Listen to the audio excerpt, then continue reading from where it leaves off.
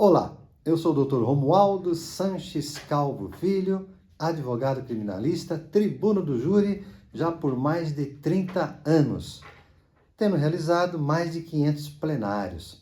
Com base nessa experiência, a gente tem passado aos colegas advogados, advogadas de todo o Brasil, temas palpitantes, interessantes e que podem fazer a diferença no exercício da defesa lá no plenário do júri, no plenário de julgamento, que é, fazer uma brincadeira, onde o filho chora e a mãe não vê. Porque lá no plenário do júri, gente, é tudo ao vivo e a cores, né? Diferentemente de outros procedimentos criminais, onde você pode pensar um pouco mais, ir no escritório, fazer a petição, corrigir, mudar, alterar, né? Já no júri não, é bate pronto. Então, todo cuidado é pouco, tá bom? Então, o tema de hoje é a aparência do defensor, do acusado, do cliente, posturas, palavreado, lá no plenário do júri, tá bom? Isso pode fazer a diferença? Sem dúvida nenhuma. Posso afirmar e confirmar, tá bom? Não que isso, digamos assim, será o fator primordial para o sucesso da causa. Isso apenas. Mas é mais um elemento que, somado a outros, poderá sim fazer a diferença. Tá bom? Então, vamos lá. Imaginem só, você indo a um consultório odontológico, fazer um orçamento para tratamento dos seus dentes, e o dentista, né, ao sorrir, tá lá com o dente cariado, faltando dente na boca, dente marrom, dente quebrado. Fala para mim, qual a impressão que o colega vai ter? Eu acho que o colega, se der para desistir de fazer o orçamento, vai desistir, mas já que está lá dentro, né, vai fazer o orçamento e com certeza não volta nunca mais lá, não é mesmo? Então, é a mesma coisa o advogado, o acusado, a aparência, a roupa. Tá? Não é que nós tenhamos que ir ao plenário de júri, tá bom? Com aquela gravata italiana importada, aquele terno inglês, aquele corte inglês, aquele sapato de cromo alemão, né? Aquela camisa francesa, se der melhor, né? Mas olha, gente, vá de uma maneira sóbria, serena, discreta, né? Uma roupa discreta, porque o advogado, a nossa profissão, no fórum, em geral, tá? É um ambiente sereno, um ambiente ali formal. Acho que a área mais formal que tem é a área do direito, não é mesmo? Então, consequentemente, quando você vai ao fórum, deve ir, tanto os homens como as mulheres, em trajes discretos, para que você não vire atração. No nosso caso, lá no plenário do júri, né? Para que você não vire atração.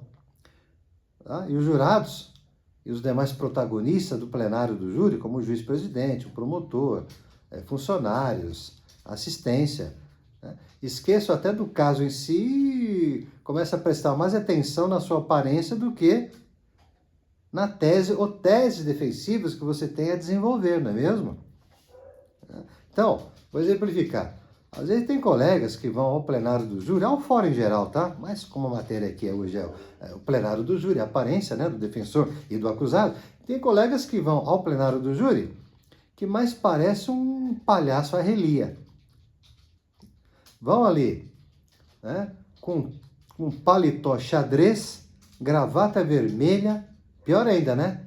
Gravata do Mickey ou da Minnie, né? Sapato vermelho, meia roxa, calça azul. Então, mais parecendo que está indo ao picadeiro do que ao plenário do júri. Aí não dá, tá bom?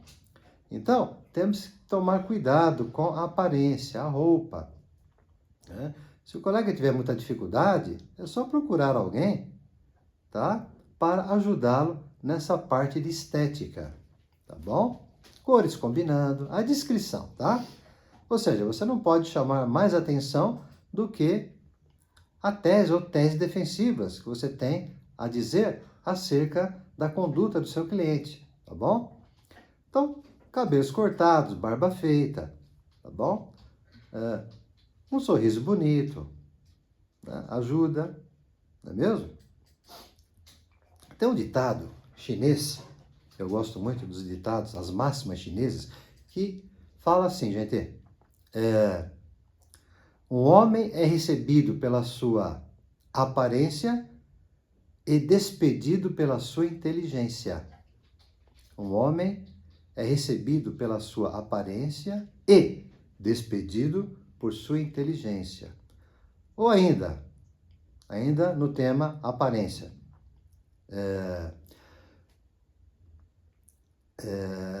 Perdoa-se um buraco no caráter de um homem ou mulher. Perdoa-se um buraco no caráter de um homem. Porém, não se lhe perdoa um buraco no paletó. Olha só. Perdoa-se um buraco no caráter de um homem, porém, não se lhe perdoa um buraco no seu paletó. Tamanha a importância da aparência. A boa vestimenta. Precisa ser uma vestimenta chique, né? Cara, mas, tá bom? Discreta, limpa, bem passada, combinando, não é mesmo? Senão, repito, você vai virar atração de picadeiro. E isso realmente pode sim fazer a diferença ali na exposição da sua tese. Tá bom? Então tomem cuidado com isso. O réu, o cliente, é a mesma coisa. A mesma coisa. Se ele estiver solto, você terá a oportunidade de conversar com ele lá no seu escritório, não é mesmo? E vai orientá-lo. Olha, um dia do plenário, tá bom? Você compareça lá com roupa social, de terno e gravata, tá bom? Se quiser, ok. Mas uma calça social, uma camisa social, né? Cinto, sapato, tá bom? Cabelos cortados, barba feita, unhas aparadas, não é mesmo? Isso vai influenciar bastante, né? Porque o plenário do júri é como se fosse o juízo final, gente. Eles analisam tudo, os jurados. Os jurados são pessoas leigas, não são profissionais do direito. E cá entre nós, né? Até profissionais do direito analisam a aparência dos operadores do direito. Analisam, sim. O ser humano é assim. O ser humano é 70% visual. É visual. Se convencem inicialmente pela embalagem, pelo rótulo. Depois, num segundo momento, vão analisar o conteúdo. Se coincidir o conteúdo com o rótulo, tanto melhor. Se não coincidir, já compraram o rótulo, já compraram a imagem. Então, a imagem é a primeira coisa que aparece, né? Você pode vendê-la de uma forma positiva ou negativa. Então, oriente o cliente nesse aspecto também. Ah, doutor, meu cliente está preso, está com roupas carcerárias. Sem problema nenhum. Peça para a família no dia levar ali uma muda de roupas sociais, um sapato, uma meia, um cinto, uma calça, uma camisa social. Peça autorização ao juiz-presidente para que sejam levadas roupas apropriadas ao réu, ao cliente que está ali na carceragem do fórum, para que ele, então, se troque de roupa. Tira as roupas carcerárias e coloque aquela roupa social. Isso vai dar, tá, um toque, vai fazer um diferencial aos olhos dos jurados. É eles que vão julgar. São leigos, tá bom? Melhor que vai aparecer lá em chinelo de dedo, com aquela roupa carcerária, aquela camiseta branca, calça cor do omelete. Então, isso causa uma péssima impressão. Péssima impressão. E nós nunca teremos na vida a segunda oportunidade para provocar uma primeira boa impressão. Poderemos ter uma segunda. Mas, né, para provocar uma primeira boa impressão, é naquele momento. Não haverá outro. Poderá haver outras oportunidades, mas será uma segunda impressão. Mas, às vezes, o réu não terá mais essa oportunidade, nem você, diante daquele conselho de sentença. Tá bom? Então, cuidem da aparência, tanto do defensor como do réu, do seu cliente. Palavreado também é importante. Tudo bem que os jurados são pessoas leigas, de regra não tem formação jurídica. Então, no plenário do júri, você vai ter que fazer alternância. Você vai ter que usar um linguajar eclético, misto, variado. Não abandonar o termo técnico. Claro, nós somos profissionais do direito. O direito é uma ciência. Somos bacharéis em ciências sociais e jurídicas. Tá bom? Então, não poderemos fugir do juridiquês. Mas, ao dizer um termo jurídico, você, na sequência, deve, tá bom, fazer a tradução para um termo mais usual, mais utilizado, mais familiarizado com a população em geral, com o leigo. Né? Procure ali usar um sinônimo, algo, se não sinônimo, bem próximo daquele termo jurídico. Senão você não vai conquistar, você não vai seduzir. E quem conduz, induz. Quem induz, seduz. Então, você tem que fazer sucesso na comunicação, passar a sua ideia, o seu raciocínio. E você só conseguirá isso, tá bom? Tendo sucesso na comunicação, falar a linguagem que o conselho de sentença entender. Agora, isso não significa também descambar, tá bom? Para a vulgaridade.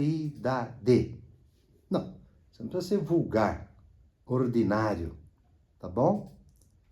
Falar ali palavrões à torta direito. Não que você não possa falar palavrão no plenário do júri, especialmente reproduzindo algum depoimento, né, que tenha nos autos, tá bom?